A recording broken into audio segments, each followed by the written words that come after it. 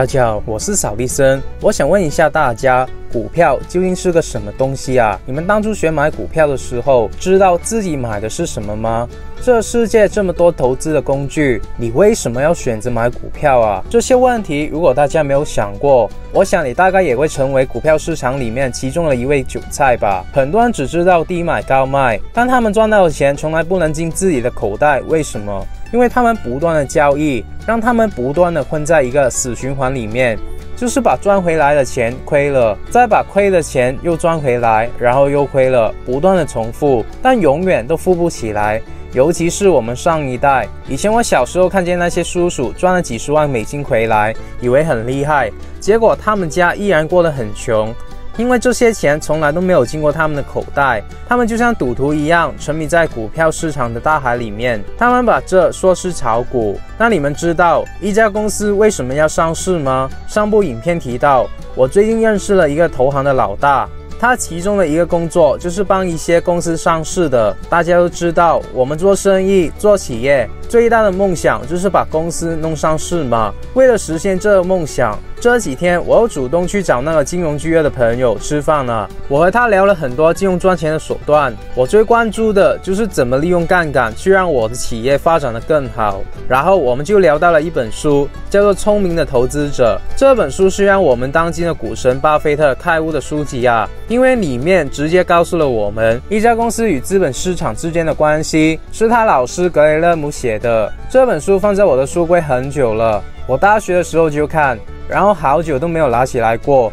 主要是因为大家都知道我是一名趋势的投资者，我是靠投机白手起家赚到第一桶金的，而这本书讲的是价值投资嘛，所以当初我就没有什么兴趣。当然还有一个最主要的原因，就是这本书太厚了，而我当时看的还是英文，加上当时的我是新手嘛，里面的那些比较专业关于股票的文字和词汇我根本看不懂。然后这投行老大居然推荐这本书，那我当然就重新看了一遍啊。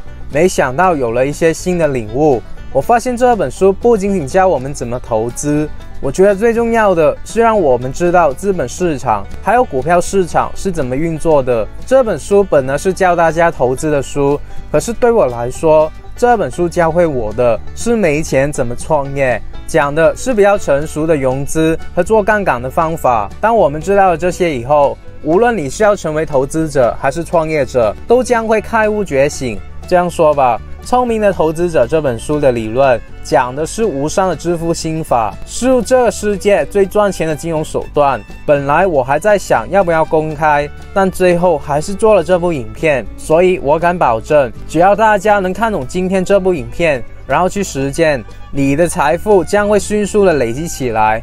但开始之前，我还是强调一下，这个频道是专门培养企业家、投资家、有钱人的。如果你对这些有兴趣，你可以考虑订阅我的频道，然后打开小铃铛。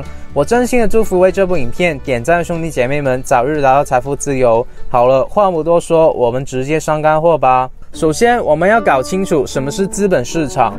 我用故事的形式去讲，大家可能就懂了。假如200年前，我开了一家卖葡萄酒的公司，如果我问大家，我这家公司想去雇员工的话，我应该去哪里找员工呢？我想找人的话，去哪里找人呢？是人才市场，或者是劳动力市场，对吧？白领人群的叫做人才市场，然后蓝领人群的叫做劳动力市场。注意，是200年前啊，现在的话可以在网上打广告，以前就是到一个市场上去摆个摊位，或者贴个公告，对吗？然后如果我想买办公室的家具，比如说桌椅之类的，我要去哪儿呢？家居市场，对吧？所以第一件事，这个市场是什么？供需交换的场所就叫市场，不管它是有形的还是无形的，比如说虾皮、亚马逊、淘宝等等，这些都是无形的电子商务市场。那如果我需要钱的时候去哪？大家首先想到的肯定是银行。其实大家应该问我，这个钱是用来干嘛的？比如说，这个钱是用来消费的，还是用来生产的？有区别吗？当然有啊。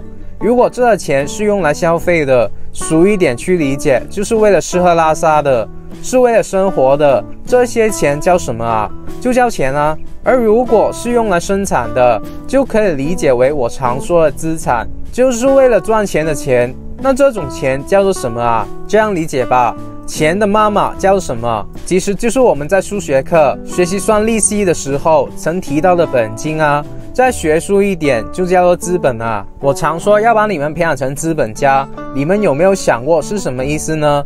就是想让你们懂得用钱去赚钱啊。所以把资本和市场这两个词加起来就叫做资本市场，就是有本金供需的地方。简单来说就是当我这个开公司的人需要钱去做生产的时候，然后能够为我提供钱的这个地方就叫做资本市场。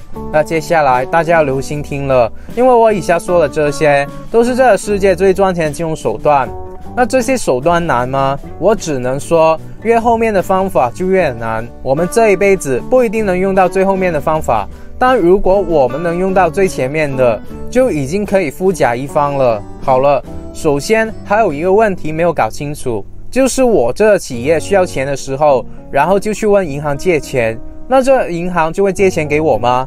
不借啊，我们要有抵押嘛。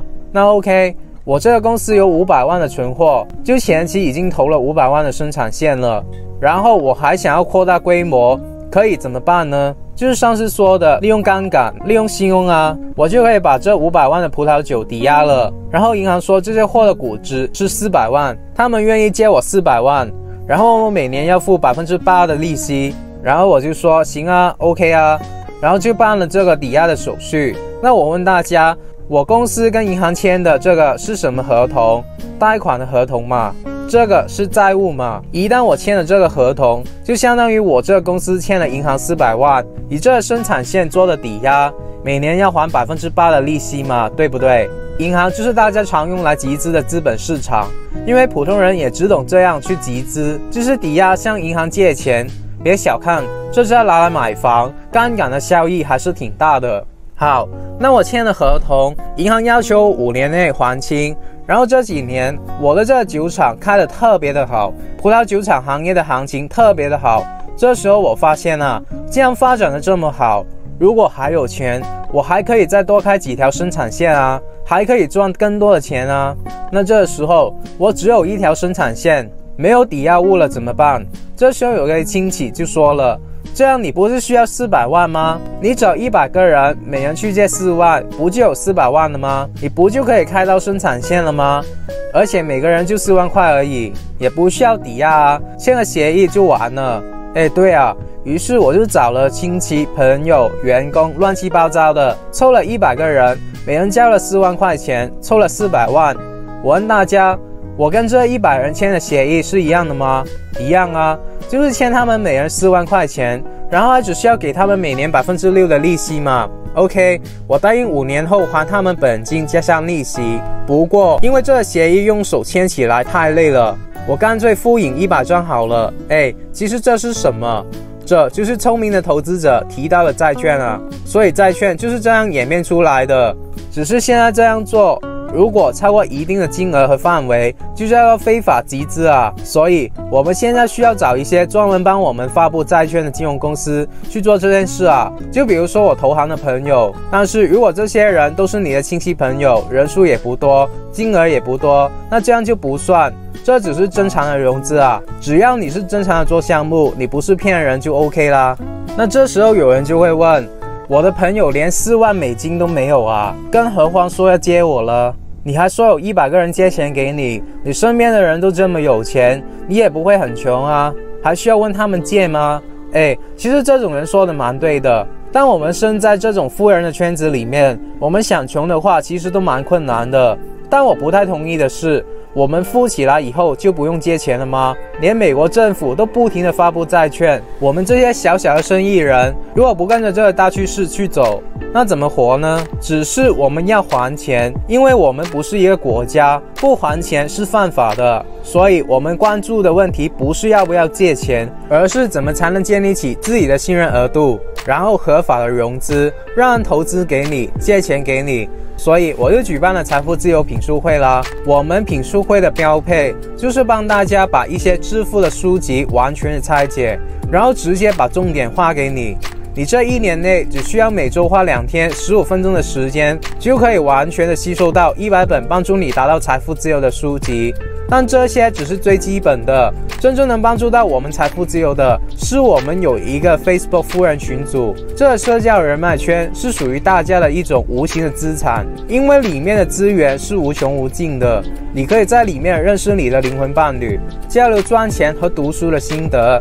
当你有困难的时候，我们群里面那些比较专业的兄弟姐妹也愿意给你意见，给你鼓励。而最重要的就是未来，当你要去做一个项目的时候，就有很多人愿意投资来支持你，甚至以很低的成本来借钱给你。另外，我还会带着大家零成本的去创业。这个创业的项目推出快1个月吧，已经有兄弟赚到比他打工薪水还要高出2倍的收入了。而且他还是副业去做，也完全是合法的。我之后还会私人的送出一些我比较喜欢的苹果产品，比如说 iPhone 啊、MacBook 啊等等，给他作为鼓励吧。而如果大家对这些没有什么兴趣，只是希望和我一起学习的话 ，OK， 我还会不定期的录制一些课程，与其说是课程，不如说是我一些心得吧，是我认为最接近富人思维的一些真理。这些我都不会在 YouTube 公开的，也是我花了大量的金钱在外面参加培训，还有和一些商业大佬讨价回来的知识。如果大家有兴趣，可以用影片描述栏上的链接，用那个限时的优惠加入吧。课程出来以后，我们会考虑大涨价，所以有兴趣的话，越早加入就越优惠啊。所以这第一个企业融资的金融手段就是发布债券，让人家去认购。好了，那之后我那公司还是发展的挺好的，我还需要钱去开发。你只要给我钱，我每年就能带来超过1倍的利润，远远超过还给别人的8%。但是银行不能借了，亲戚朋友也借完了，怎么办呢？这时候有一个亲戚提醒了我一下，说在纽约有一个地方，很多的有钱人在那里没事干，然后他们就聚集在一个树底下，天天的就讨论怎么赚钱呢。你过去看看吧。于是我就跑过去了。我一看，有棵大树底下站了很多人，大家都在讨论给哪个公司投钱。那我就鼓起勇气跑了出去说，你们谁对我感兴趣呢？我是做葡萄酒的，我1年利润大概超过1倍，然后我需要钱了，你们给我投点吧。然后我就找了好几个人，大家都不感兴趣。这时候居然有一个人走了过来，握了握我的手。这个人叫做小王，他说，这样吧，我跟你去看看。这小王同志呢是个有钱人，跟我过去看了一下我的公司，就说不错啊小伙子，然后就决定投资了。所以这小王同志呢就无条件的投了400万。大家都知道我这个人呢就比较公道，不能让他白白的投我啊。我算了算，公司现在值多少？公司现在有大概2000万资产左右吧。那我就让小王同志占股20%好了。听好了，是占股20%，就是小王拥有我那葡萄酒公司1/5的所有权，也就是分红权。大家听懂了吗？那我想问大家，每年我这个利润是先还给银行呢，还是先还给那些拿着债券的亲戚呢？还是先给小王这个股东分红呢？就是钱先给谁呀？记住啦，是先还债再还股的。每年的利润是先还银行的利息，再还债券的利息，最后剩下的钱才能做分红的。所以这第二个企业融资的手段就叫做股权融资。好，结果呢，没过几年，这小王先生就由于各种原因他要撤资了，可是我还需要钱啊。于是我就雇了一个叫小白的同学，让他在树底下帮我拉投资。小白同学就每天举着个牌子，写着扫地僧的葡萄酒公司需要融资的情况，比如去年利润是多少，最近的利润多少啊，每股的股价多少啊等等。然后我就每个月给这个小白同学发100块美金的工资，就每天举着牌子，遇到合适的人就拉到我的公司来参观。因为他见人就问，所以偶尔也能招来几个。然后有个人叫小黑，刚毕业的，然后他就学小白举个牌子，在树底下找投资人。后来这样做的人越来越多，随着人数的增加，大家就很累，就互相的问，老朱问小李，小李问飞刀，然后小白就把这个情况告诉了我。于是我就花钱买了个大黑板，就挂在树那了。我就让小白在上面写这个老朱的公司叫什么名字，在哪个州，利润多少，净利润多少，然后成本多少等等。写完了以后就问小李的公司，然后就是飞到了公司，如此类推。这样一来，那些刚毕业的大学生就不举牌子了，因为要集资的公司只需要把信息告诉小白，然后在黑板上写上了以后，那些投资人如果看到哪个公司是好的，他们就直接找他们就行了，因为联系的方式就写在后头。当然，我让小白收起了中介费，要在黑板发布集资信息的公司收了一笔，要投资的人也要收一笔。随着发展，越来越多的人都到了这里集资和投资了。我发现这生意可以做啊，于是我连葡萄酒公司都不干了，我直接请了员工，在这树的旁边开了一家公司。就这样，慢慢的演变成现在我们看见的股票交易所了。就是所有人想要交易的话，就到交易所交点钱，然后我们就给你登记上去嘛，然后你公司的股份就可以拿来交易啦。大家听懂了吗？这就是中级企业融资的方法，就是把你的公司搞上市。通过这个故事，我们知道一家公司如果需要钱，就可以透过2类金融产品来集资，一个叫做债权，一个叫做股权。如果你想要成为富人，无论你是想要透过创业还是透过投资来完成这个目标，你们都一定要明白股权和债权的本质。股权和债权未来将会伴随你们的一生。简单来说，股权就是股东，债权就是债主，懂了吗？那你们想要做股东还是做债主呢？聪明的投资者这本书就是探讨这个问题，我们的品书会将会详细的拆解。所以我们在股票交易所买到的股票，其实就是一家公司的所有权嘛。那股票的本质是什么？股票的本质就是合伙做生意。假设我这个公司是我们几个人开的一个饭店，一年赚了100万，我们10几个人凑的，那这100万分红的时候呢，每个股东就可以分到10万块钱啦。而如果我买了苹果公司的股票，那其实我就是苹果公司的其中一个股东啊，只是这一家公司的股份分成了很多份，几亿甚至几十亿的份，我可能只是占据了几十亿的其中之一，但是我也拥有这个公司的所有权、分红权，只是我没有投票权，因为我们占的分量太少了，只有大股东才能投票来决定公司的发展。所以呢，股票的本质就是合伙做生意，我们一起投钱了，不管是3个人合伙开饭店，还是几亿人，甚至这个几十亿人，每人出了1块钱，但逻辑还是一样的，就是大家一起合伙做生意。所以股票本身不是让大家去炒作的工具啊。那为什么股票的股价会升跌呢？因为人类永远都是贪婪和恐惧的。比如说我们早几年看见什么银行股发展好的时候，每个人都想买它的股票，因为这些公司赚钱嘛，你明知道它赚钱，然后会加分红，你当然会冲着去买啊。但这公司的股票供应就这么多，你想要啊，价高者得嘛，于是就推动了这些银行股的股价上涨了。后来因为这个疫情，让很多的公司倒闭嘛，然后有很多人借了银行的钱都还不了，这个银行就有很多坏账收不回来，导致了有很大的亏损。大家自然就会怕啊，这个公司会不会倒闭啊？我投的钱会不会没了？然后大家就恐慌性的抛售自己的股票啊，这样就导致了供过于求的情况，股票就越卖越便宜，因为没有人敢买嘛。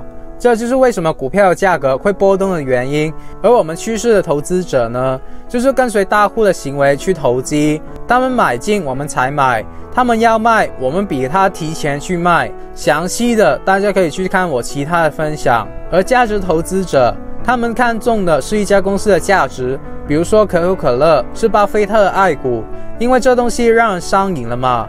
与其说上瘾，不如说这个品牌的效应把大家洗脑了，这样全世界大部分人都离不开可乐这东西，所以巴菲特就非常相信这公司的价值，就从很低价的时候买进，然后就一直持有，一直不卖。对他而言，他是这家公司的股东啊，是合伙人啊，这个公司好好的，他为什么要背叛这家公司呢？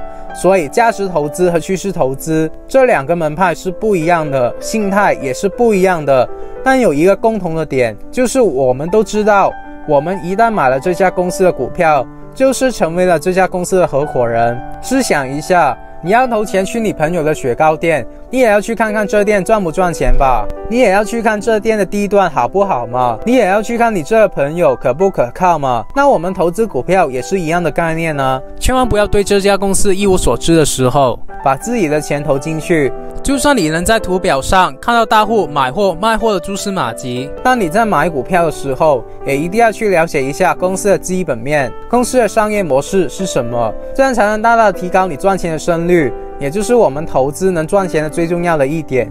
那么除了投资股票以外，我们还能投资什么呢？其实这个世界上最赚的投资就是投资我们的脑袋。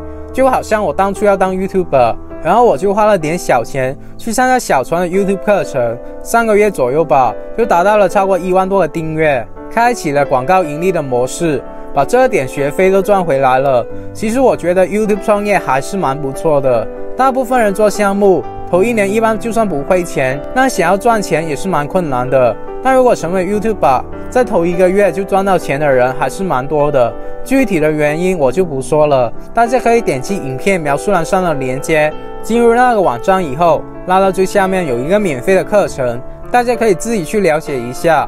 然后如果大家有兴趣和我一样加入小船的课程，就可以用到链接上我为大家争取的最优惠价格加入吧。我当初创业的时候搞了好几个项目不是很成功，连跟着我一起的员工都开始嘲笑我了。其实我心里面知道这样的人很无能，而且我知道我一定会创业成功，只是没有点破而已。我也没有必要从信仰的层面去跟这些人沟通。30年前别人说下海就能赚钱，穷人说别人是骗子；20年前别人说投资股票能赚钱，穷人又说别人是骗子；10年前马云说互联网能够改变人们的生活，穷人又说他是骗子。现在说别人是骗子的人，生活的质量一天比一天差，成为别人成功的见证者。而那些所谓的骗子成了时代的标志。其实不管别人骗不骗你，你去尝试了就有收获。就算这个地方没赚到钱，但是干着干着就会发现其他的机会。那现在是移动互联网的时代，是自媒体的时代，大家自己去想吧。好了，有什么问题可以给我留言，只要你们能在我今天说的内容里面找到1-2句话是有用的，能够帮助自己的人生过得好一些，我就心满意足了。那么如果你不想错过任何关于成为富人、企业家、投资家、达到财富自由的免费信息，我还是呼吁你订阅我的频道，然后拿着小铃铛，然后无私的把影片分享出去。我真心的祝福为这部影片点赞的兄弟姐妹们早日达到财富自由。好了，我们下个礼拜不见不散，拜。